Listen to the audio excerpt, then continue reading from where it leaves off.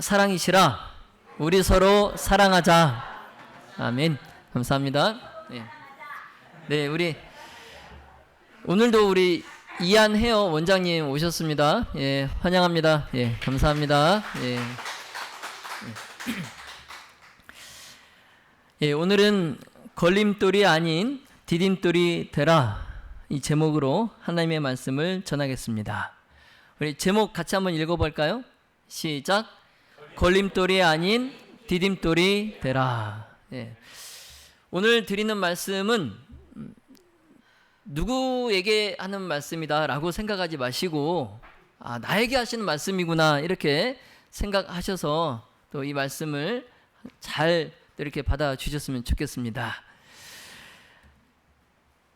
여러분, 우리는 같은 교회를 다니고 또 신앙의 여정을 함께 걸으면서 때로는 서로에게 상처를 주고 또 때로는 상처를 받기도 합니다. 특히 우리가 무심코 던진 그 말 한마디, 또 잘 알지 못했던 오해나 태도, 이 하나가 누군가의 그 믿음을 흔들 수 있다는 이 사실을 생각하면 이 말이나 행동이 참 조심스럽고 참 신중해집니다. 근데 이런 우리에게 예수님께서 오늘 이 본문에서 매우 엄숙한 경고의 말씀을 주십니다.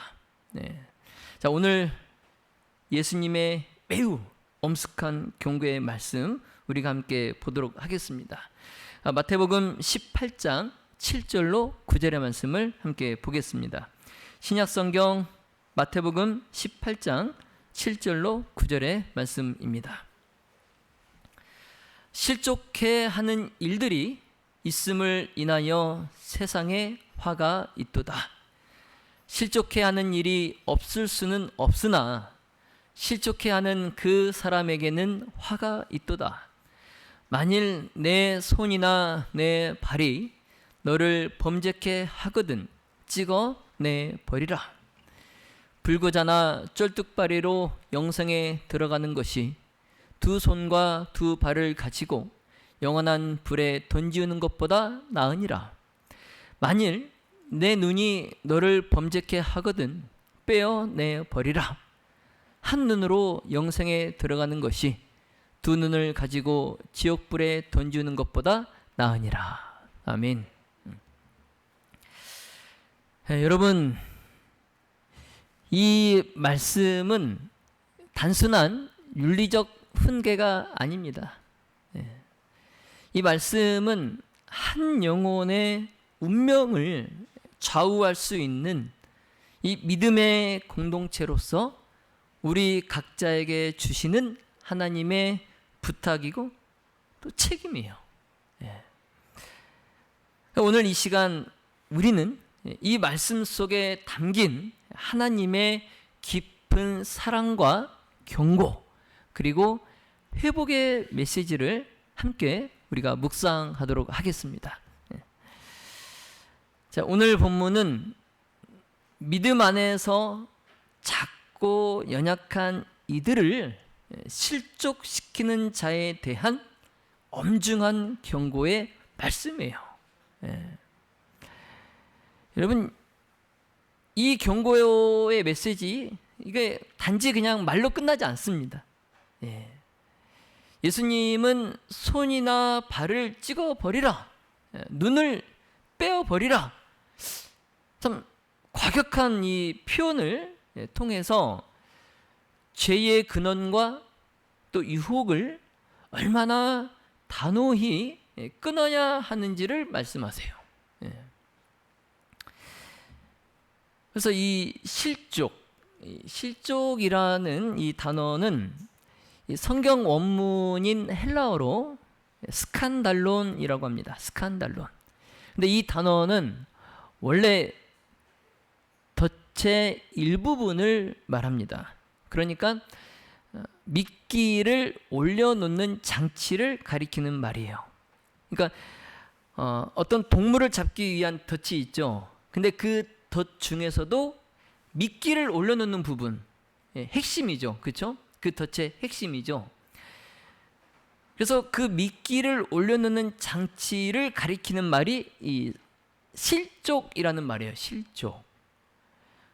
자, 그래서 헬라어로 이 실족이라는 이 말은 누군가를 함정에 빠뜨리기 위한 도구라는 뜻이에요. 예, 누군가를 함정에 빠뜨리기 위한 도구. 예, 이게 실족이에요. 자, 그래서 신약 성경에서는 이 단어가, 이 실족이라는 단어가 주로 어디에 어떻게 사용되었냐면 누군가를 죄에 빠지게 하거나 그 사람의 믿음을 잃게 만드는 어떤 방해물을 가리킬 때 이 실족이란 단어를 사용했어요. 예. 여러분, 이 세상은 죄로 가득합니다. 죄로 가득해요. 그리고 사탄은 항상 믿는 자들을 넘어뜨리기 위해서 오늘도 지금 일하고 있어요. 예. 자, 그렇다 보니 이 실족해 하는 일이 있는 거예요. 예. 실족해 하는 일이 없을 수 없어요. 예. 그래서 예수님은 비록 실족해 하는 일이 없을 수는 없으나, 예? 그렇다 해서 실족하게 하는 그 사람에게 뭐가 있다? 화가 있다라고 말씀하셨어요. 예. 세상이 죄로 가득하고 사탄은 믿는 자를 넘어뜨리기 위해서 지금도 일하고 있기 때문에 실족해 하는 일이 없을 수는 없지만, 그렇다고 해서 실족해 하게 하는 그 사람에게는 반드시 화가 있다라고 말씀하셔요. 화가 있다.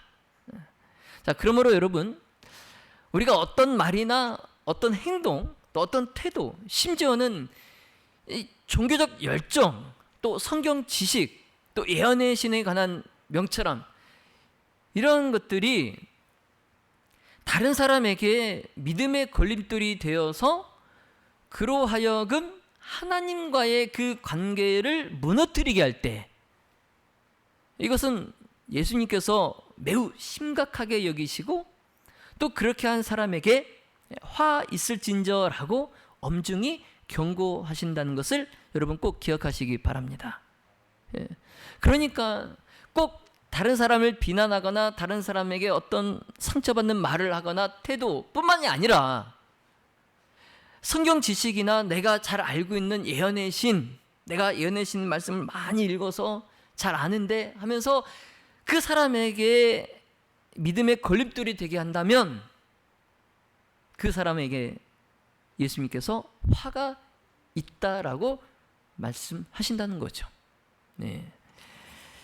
자, 그렇다면 문제는 실족해 하는 게 어떤 것인가 하는 거예요.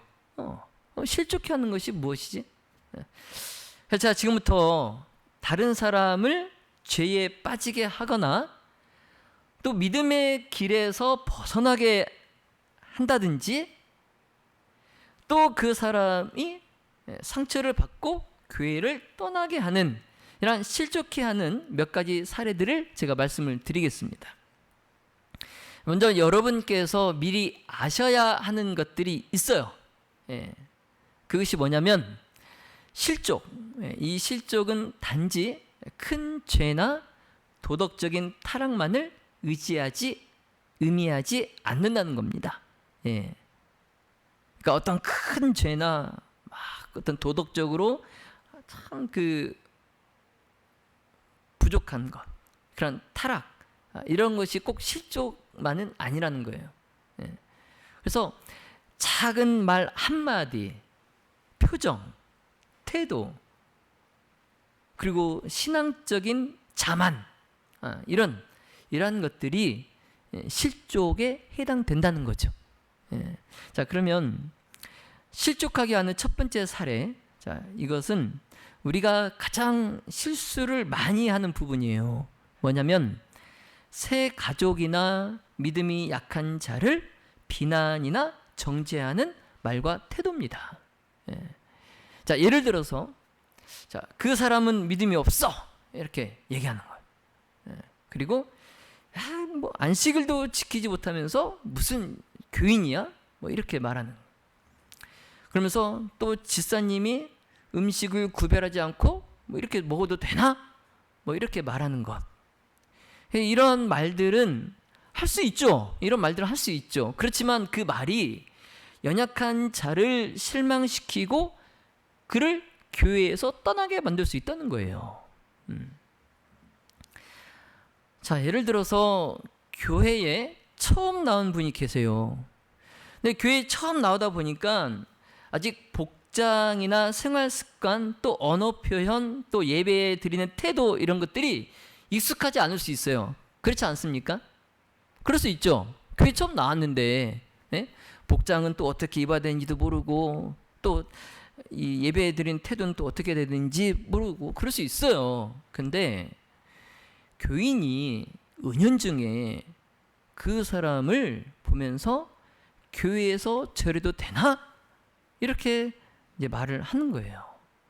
교회에 올 때 좀 단정하게 좀 입고 오면 안 되나? 이렇게 말을 하는 거예요. 또 심지어는 뒤에서 이제 그런 것을 가지고 수군거리는 거예요. 그러면서 이제 그 사람에게 따가운 눈초리를 보내는 거예요. 그럼 이제 그 세 가족은 내가 이 교회에서 환영받지 못하나? 하는 이런 마음을 갖게 되고 누구도 모르게 조용히 교회를 떠나게 된다는 거죠. 그래서 어느 날 보니까 그 사람이 안 나와요. 근데 알고 보니까 안 나온 지 꽤 됐어요. 근데 안 나온지도 모르고 우리가 있었던 거죠. 이제 그런 상황이 발생할 수 있다는 겁니다. 저희 집사람이 이제 저에게 운전할 때 제가 늘 하는 말이 있어요. 제가 이제 매너 없이 운전하는 사람 있거나 또 길거리에서 또 이상한 행동을 하는 사람이 있으면 제가 차 안에서 이제 이렇게 손가락으로 이제 이렇게 가리키면서 말을 합니다. 저렇게 해도 되나? 근데 저희 집사람이 저를 막 이렇게 찌르면서 손가락질하지 말라고 막 그래요. 이러면 제가 썬팅이 까맣게 돼 있고 좀 멀리 떨어져 있는데 내가 이렇게 손가락질하는 게 그 사람이 보일까요? 안 보이죠? 안 보이는데도 제 집사람이 저한테 제발 손가락질 좀 하지 마! 막 이렇게 말해요. 근데 그게 맞는 거죠, 그렇죠? 아무리 보이지 않는다고 해서 내가 이렇게 그 사람에게 손가락질하면 돼요, 안 돼요? 안 돼요. 안 돼요. 그래서 믿음이 약한 자를 실족시키는 이 말과 태도, 내가 의도하지 않았더라도 그의 마음을 교회에서 멀어지게 만들 수 있다는 겁니다. 여러분 우리도 한번 생각해 보세요. 처음 이제 교회를 다니기 시작했을 때 우리가 완벽하지 않았어요. 그렇죠? 물론 옛날에 이보다 더 심하게 혼났죠. 우리가 교회에서 뭐 어렸을 때 생각해 보면 교회에서 뛰어도 혼나고 교회에서 크게 떠들어도 혼나고 교회에 올 때 슬리퍼를 신고 와도 혼났어요. 사실입니다. 그리고 교회에 올 때 우리 여지사님들 바지 입고 와도 혼났어요. 제가 학교에 2012년도에 학교에 교목으로 이제 갔을 때 그때도 교장 선생님이 뭐라고 하셨어요. 안식일에 바지 입고 오는 우리 여지사님들 선생님들이잖아요. 근데도 뭐라고 하셨어요. 치마 입고 오라고. 그 정도예요. 그 정도. 그래서 교회 올 때는 항상 최대한 단정하게 입고 왔어요. 좋은 옷을 입을 필요는 없어요. 그냥 내가 갖고 있는 옷 중에서 단정하게. 우리가 귀한 자리에 초대를 받아서 갈 때에 우리가 옷을 그냥 집에서 입고 있던 옷 입고 나갈 수 있습니까? 우리 엄보석 목사님, 동주관 앞에 지금 은퇴하셨지만 엄보석 목사님은 은퇴하시고 나서도 아파트에서 사모님이 음식물 쓰레기 좀 버리고 오라고 해서 음식물 쓰레기 버리러 갈 때도 넥타이를 메고 가신대요. 왜냐하면 내가 목사인 걸 아니까, 아파트 주민들이 아니까. 그 음식물 쓰레기 버리러 갈 때도 넥타이를 메고 가시는데 우리가 정말 하나님을 예배하러 오잖아요, 교회에. 근데 예배하러 오는데 이 귀한 자리에, 그리고 다른 분도 아니고 하나님이 계시는데 우리가 옷을 단정하게 입어야 됩니다. 예, 옷을 단정하게 입어야 돼요. 그런데 우리가 옛날에 그렇게 심하게 혼났다고 해서 우리가 그렇게 하지 못하는 사람들을 그렇게 막 핀잔을 주고 또 뭐라고 하고 그러면 안 됩니다. 예. 우리가 서로 이해하면서 그리고 조금씩 가르쳐 줘야 돼요. 예. 그런 거 없이 그냥 바로 한 번에 뭐라고 하는 것은 안 됩니다. 예. 그래서 우리가 지금 입장이 이제 거꾸로 되었어요. 옛날에 우리가 그렇게 장로님들께 그렇게 혼났지만 이제 입장이 거꾸로 되어서 연약한 분들과 이제 막 새 가족분들에게 우리가 정죄하거나 또 어떤 신앙의 잣대를 들이대기보다는 기다려주고 또 품어주는 그런 사람이 되어야 하겠습니다. 예. 자, 그렇다면 어떻게 말을 하면 상처가 되지 않으면서 그 사람에게 정말 따뜻한 진심 어린 충고가 될 수 있을까? 그렇죠? 예. 충고는 해야 하겠는데 뭐라고 말을 해줘야 되긴 하겠는데 어떻게 하면 그 사람에게 상처가 되지 않으면서 따뜻한 그런 충고가 될 수 있을까? 여기 이제 두 가지 원칙이 있어요. 첫 번째 원칙은 뭐예요? 사랑으로 말하는 거예요. 사랑으로 말하는 거예요. 자, 두 번째 원칙은 뭡니까? 관계 안에서 말하는 거예요. 여러분, 이게 누가 사용하신 원칙이에요? 예수님께서 사용하신 원칙이에요. 예. 예수님께서도 이렇게 말씀하셨어요. 제자들에게, 사람들에게. 예.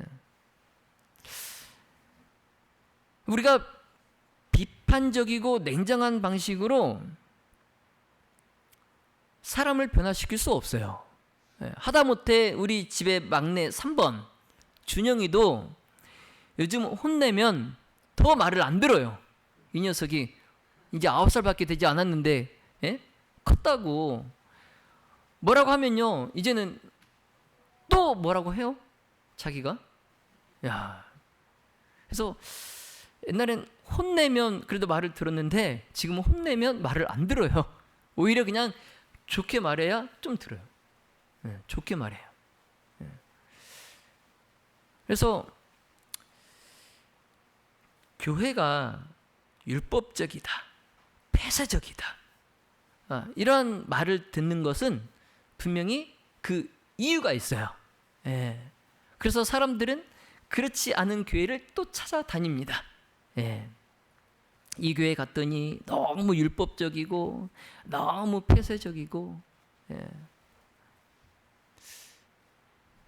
제가 이제 사경회를 모퉁이돌 교회로 갔잖아요.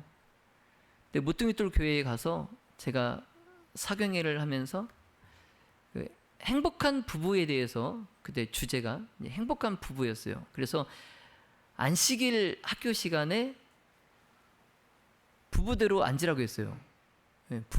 부부끼리 앉으라고 했어요. 그러면서 이제 잠깐 퀴즈를 좀 냈어요. 재밌는 시간을 좀 가졌어요. 그런데도 그 약간 좀 보수적인 그런 지사님께서 저를 째려보시더라고요. 왜 안식일에 저 목사님은 남의 교회 와가지고 이걸 하시나?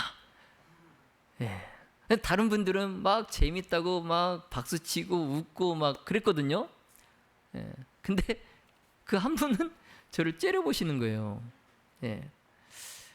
그래서 이제 다음에 김수영 목사님이 저한테 아니나 다를까 그 말씀을 하시면서 다음엔 우리 교회 와서는 그런 거 하지 마세요.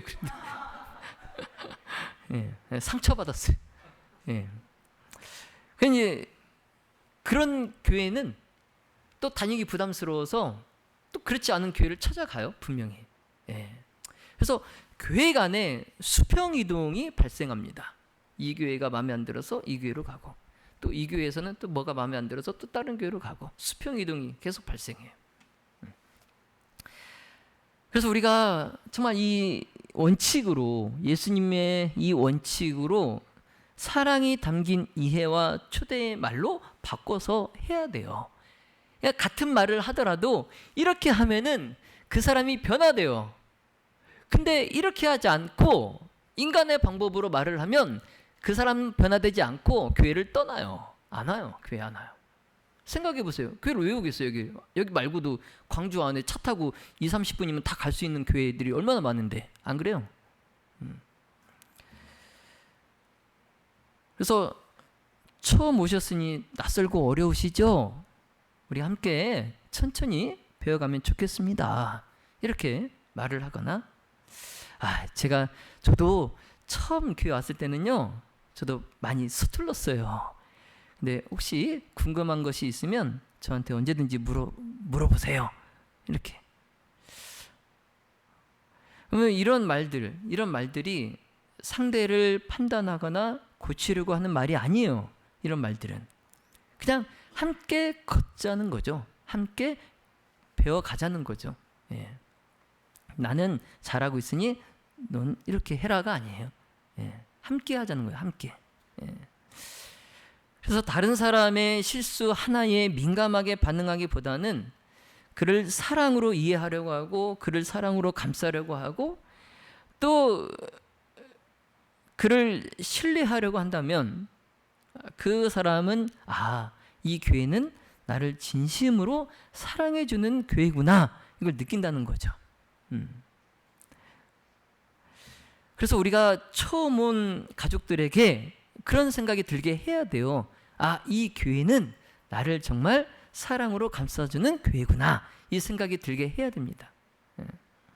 그래서 우리는 정죄하는 손가락이 아니라 품어주는 팔이 되어야 돼요. 이게 아니라 이렇게 품어주는 팔이 되어야 됩니다. 예수님께서 연약한 자들을, 그들을 부드럽게 대하시고, 나도 너를 정죄하지 않겠다, 이렇게 말씀하셨듯이 우리 역시도 누군가를 판단하기보다는 그리스도의 사랑으로 인내하고 그를 기다려주는 그러한 공동체가 되기를 간절히 바랍니다. 다른 사람을 실족하게 하는 두 번째 사례는 위선적인 행동이에요. 위선적인 행동. 그러니까 겉으로는 거룩하고 신실한 척하면서 실제 삶은 전혀 다른 모습을 사는 사람. 이러한 사람은 믿음이 어린 성도들에게 큰 혼란을 주고 또 그를 시험에 빠뜨릴 수 있어요. 그래서 이 겉과 속이 같아야 됩니다. 우리는. 그리고 이제 세 번째 사례는 차별과 배제예요.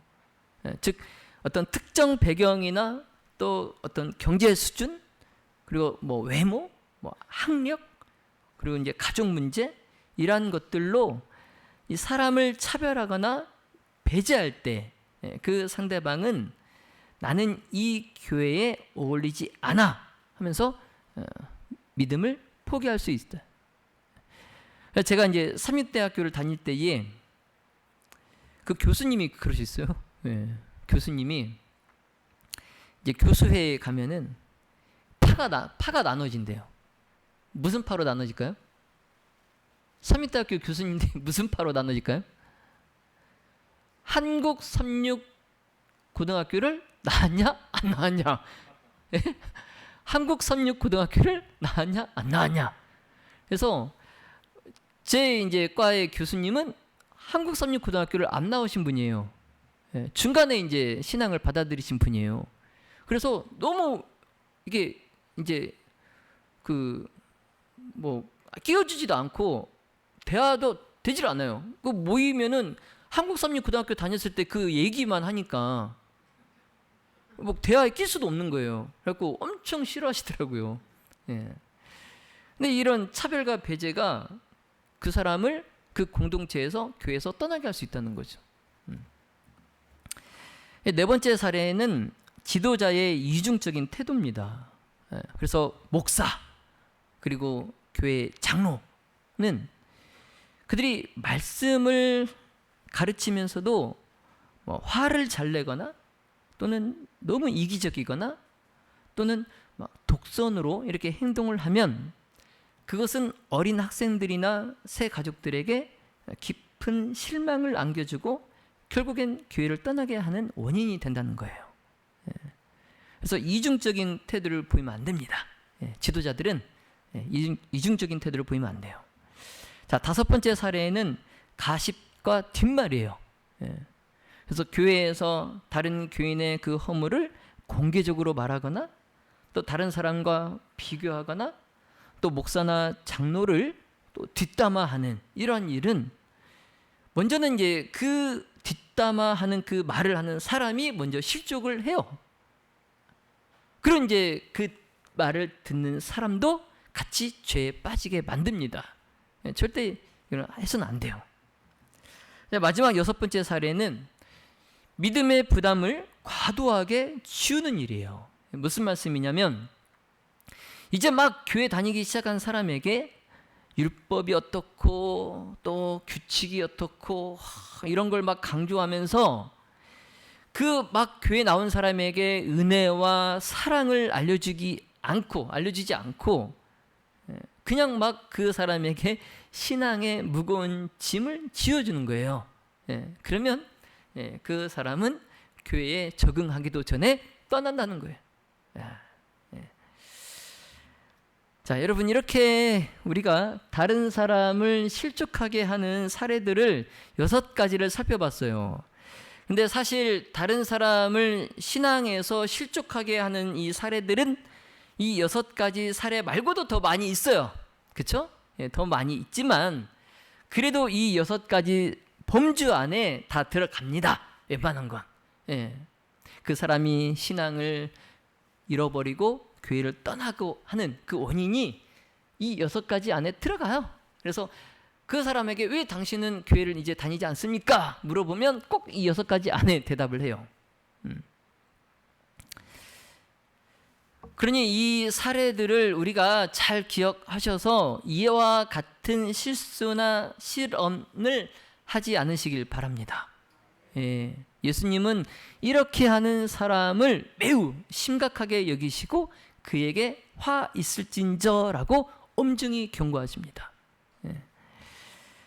여러분, 왜 그러면 그렇게 실족시키는 일에 이렇게 무거운 책임이 따를까요? 왜? 그 이유는 딱 한 가지입니다. 한 영혼이 하나님 앞에 너무도 소중하고 귀하기 때문에 그래요. 여러분, 한 영혼은 예수님의 피값으로 산 영혼이에요. 얼마나 귀합니까? 그렇죠? 그 한 사람을 위해서 예수님께서 하늘 보좌를 떠나시고 이 어두운 땅에 오셔서 십자가에 달려 돌아가셨어요. 피 흘리셨어요. 그러니 한 영혼이 얼마나 귀합니까? 근데 그 한 영혼을 우리가 함부로 대했을 때 하나님께서 어떠시겠어요? 여러분, 여러분의 자녀를 다른 사람이 함부로 대하면 여러분 화 납니까 안 납니까? 제가 고등학교 3학년 때 점심시간, 그러니까 사교시가 끝나기 전에 이제 선생님이 먼저 가셨어요. 니네 조용히 자습하고 있어. 끝종 올릴 때까지 자습하고 있어 하고 가셨는데 우리 친구들이 한 5분을 남겨놓고 먼저 밥 먹으려고 막 갔어요, 식당을. 근데 가다가 그 매점 앞에서 독일어 선생님을 만나가지고 그 자리에서 뺨을 다 한 대씩 맞았어요. 근데 그 독일어 선생님 옆에 우리 담임선생님이 계셨어요. 갑자기 그 담임선생님이 우리를 데리고 갑자기 교실로 가시더니 앞에서 엎드려 뻗치를 시켜놓고 뒤에서 청소 그 빗자루를 가지고 오셔서 그 빗자루로 엉덩이를 막 때리시는 거예요. 왜 때리셨을까요? 우리가 담임도 아닌 독일어 선생님한테 뺨 맞은 게 너무 화가 난 거예요. 그렇다고 그 선생님한테 화낼 수 없잖아요. 그렇죠? 그러니까 왜 내 새끼를 왜 네가 뭔데 때리냐, 이게 이제 화가 나갖고 우리를 이제 막 때린 건데, 여러분, 하나님께서 그 피로 사신 그 귀한 영혼을 우리가 함부로 했을 때 여러분 하나님께서 화 나실까 안 나실까요? 화 나죠. 화나죠. 예수님은 그만큼 한 사람의 믿음, 한 사람의 걸음, 한 사람의 눈물을 귀히 여기십니다. 그런데 내가 하는 말이나 행동이 누군가를 예수님께로부터 그를 멀어지게 만들었다면 그것은 예수님의 마음을 아프게 하는 큰 죄가 되는 거예요. 그래서 예수님께서 손이나 발, 눈이라도 잘라버릴 만큼, 빼내버릴 만큼 단호하게 죄를 끊으라고 말씀하시는 거예요. 죄를 끊으라. 마태복음 18장 8절로 9절에 이렇게 말씀하십니다. 만일 내 손이나 내 발이 너를 범죄하게 하거든 찍어내 버리라. 만일 내 눈이 너를 범죄케 하거든 빼어내 버리라. 예수님은 이런 그 무서운 말들을 의도적으로 사용하셨어요. 과장된 표현을 사용하셨어요. 근데 이렇게 과장된 이 표현을 사용하신 이유가 그만큼 죄의 심각성과 그 죄로 인한 결과가 얼마나 무서운 것인지를 강하게 경고하신 거예요. 그래서 내 자신도 경계해야 하지만 특히 다른 사람의 신앙 여정에 걸림돌이 되지 않도록 깊은 책임감을 가져야 한다는 뜻이에요. 이게. 그래서 이 말씀의 핵심 메시지는 이렇습니다. 첫 번째는 죄는 영혼을 죽인다는 거예요. 그래서 예수님께서는 이 죄를 단순한 실수나 이탈로 여기지 않으셨어요. 다른 사람을 실족케 하는 이 죄를 단순한 그의 실수나 일탈로 여기지 않으셨어요. 왜냐하면 죄는 결국 하나님과의 관계를 단절시키고 그 영혼을 멸망의 길로 이끌기 때문에 그래요. 그래서 이제 타인의 믿음을 무너뜨리는 죄, 이거는 나 혼자만의 문제가 아닌 거죠. 누군가의 그 구원의 문제까지 영향을 미친다는 게 이게 문제예요. 누군가를 실족시켰을 때 나 혼자만의 죄로 끝나면 다행인데 그 실족한 사람의 그 구원의 문제까지 내가 책임져야 되는 거예요. 훨씬 그 죄의 책임이 무거워지는 거예요. 그래서 예수님은 너 하나의 말이, 너 하나의 판단이 한 영혼을 교회에서 하나님에게서 떠나게 할 수 있다라는 것을 말씀하시는 겁니다. 이 강한 표현을 쓰신 두 번째 이유, 결단은 개인의 구원만이 아니라 공동체를 위한 것이기 때문에 그래요. 그래서 이 회개의 결단이 그냥 한 개인에게서 끝나지 않고 공동체 전체가 믿음을 지키기 위한 영적 책임을 지라는 거예요. 그러니까 어떤 이 무등교에서 한 그 영혼이 실족했을 때 그 영혼을 실족하게 한 사람, 그 한 사람의 회개로 끝날 것이 아니라 교회 전체가 그것을 회개하라는 거예요.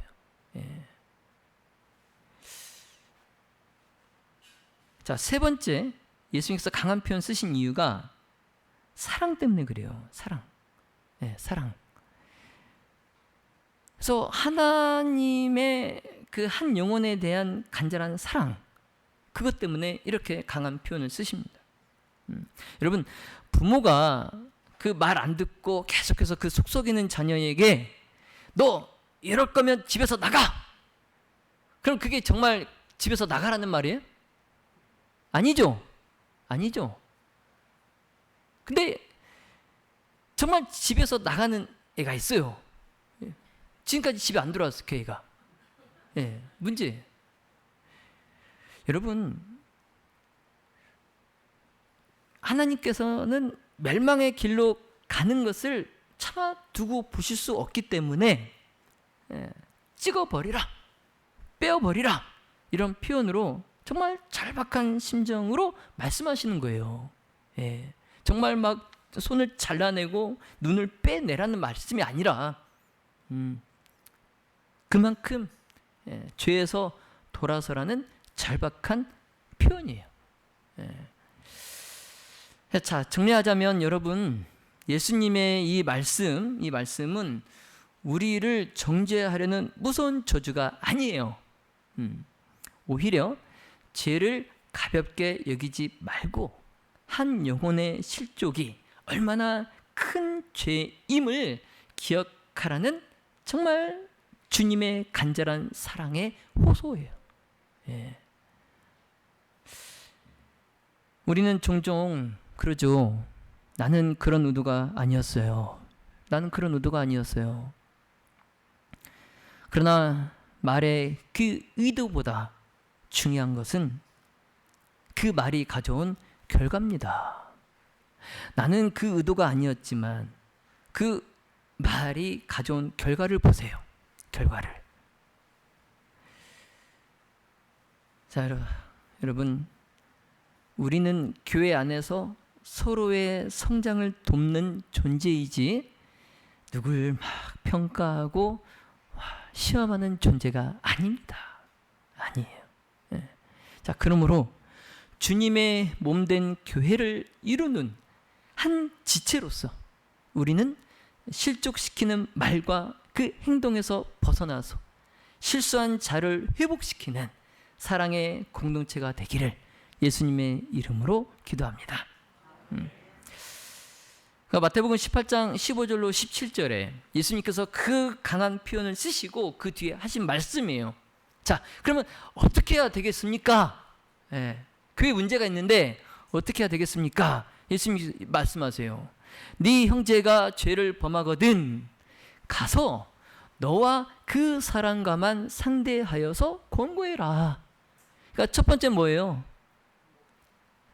죄를 지은 자가 있거든, 실수한 자가 있거든, 그를 찾아가서 너와 그 사람과 먼저 권고해라. 따뜻한 사랑의 권고를 해라. 그 사랑의 원칙 아까 우리가 배웠죠. 그 원칙으로 권고하라는 거예요. 예, 둘이 가라고 해서 또 가갖고 막 멱살 잡으면서 막 이러면 안 되고. 예? 예. 자, 그런데 만일 들으면 그렇게 가서 사랑의 원칙으로 그렇게 충고를 했을 때 들으면 네가 네 형제를 얻었다. 영혼을 살렸다.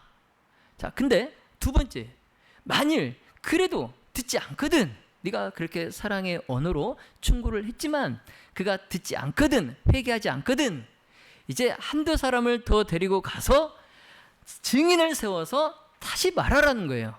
그 사람에게. 이때도 물론 사랑의 언어로. 근데 그래도 듣지 않아요. 증인을 데리고 가서도 그렇게 말을 했는데도 듣지 않아요. 세 번째, 만일 그 증인들의 말도 듣지 않거든, 교회의 말하고 교회의 말도 듣지 않거든, 이제는 그를 이방인과 세리와 같이 여기라는 거예요. 예. 그러니까 혼자 가서 말해보고 또 증인을 데리고 가서 두세 사람이 가서 또 말을 해봐도 그가 변함이 없거든, 돌아서지 않거든, 이제 교회의 그 문제를 내놓으라는 거예요. 교회가 판단하도록. 그런데 그 교회의 말도 그가 듣지 않으면 이제는 그를 죄인 취급해도 된다는 거예요. 이 순서로 하면 됩니다. 예. 그래서 사도 바울이 실수한 자에 대해서 처벌하기보다는 회복의 길을 우리에게 제시합니다. 갈라디아서 6장 1절로 2절에 형제들아, 사람이 만일 무슨 범죄한 일이 드러나거든 신령한 너희는 온유한 심령으로 그러한 자를 바로 잡고 네 자신을 돌아보아 너도 시험을 받을까 두려워하라. 너희가 짐을 서로 지라. 그리하여 그리스도의 법을 성취하라. 예. 여러분, 우리는 내 자신도 연약한 존재임을 잊지 않아야 됩니다. 예, 내 자신도 뭐예요? 연약한 존재예요. 자, 그러므로 사도 바울의 이 권면처럼 연약한 자를 온유하게 돕고 또 서로 짐을 지는 거예요. 서로 짐을 지는 거예요. 그러면서 그리스도의 사랑을 우리가 성취해 나가면 우리 무등교회가 정말 사랑이 넘치는 행복한 교회로 소문날 줄로 믿습니다. 자, 이제 말씀을 정리하겠습니다. 오늘은 진짜 바로 끝낼 거예요. 예. 자, 예수님은 잃어버린 자를 찾기 위해 이 땅에 오셨어요. 그렇죠? 그리고 우리에게도 그 사명을 맡기셨어요. 잃어버린 자를 찾으라. 자, 오늘 우리는 누군가를 실족시키는 사람이 아니라 그를 다시 세워주는 사람, 예수님의 마음으로 품는 사람이 되어야 하겠습니다. 자, 우리 교회가 그런 공동체가 된다면 세상은 우리 교회와 또 우리를 통해서 그리스도와 진짜 복음의 능력을 보게 될 것입니다. 자, 성도 여러분, 바라기는 한 영혼을 귀하게 여기고 정말 실수한 그 형제를 회복시키면서 예수님을 바라보는 그러한 삶을 살아가는 사랑의 모든 가족들이 다 되시기를 예수님의 이름으로 축원하며 말씀을 마치겠습니다.